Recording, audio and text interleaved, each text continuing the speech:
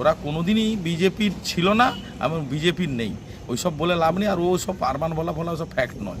জনগণ যা খেপে আছে না, পেঁদিয়ে চামড়া তুলে দেবে। আরমান ভোলার বিরুদ্ধে মানে পূর্বে বিভিন্ন ভোটে রিগিংয়ের অভিযোগ উঠেছে, এবারে রিগিংটা করে দেখুক না, এবার বলবেন ওকে এবারে রিগিংটা করতে হবে, দেখুন আমাদেরকে কিছু করতে হবে না, ওই এলাকার জনগণ পেঁদিয়ে বৃন্দাবন দেখাবে।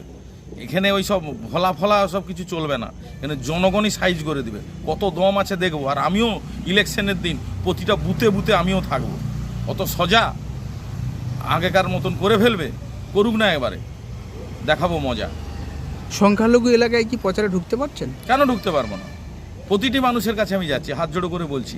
এবার মানুষ যদি ভালো চায় সংখ্যালঘু মানুষদের, আমি তো সংখ্যালঘু মানুষের বিরোধী নয়।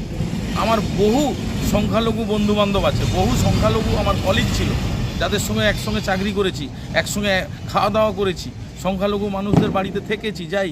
আমার বাড়ি সংখ্যালঘু বুথের মধ্যেই আমার দেশের বাড়ি।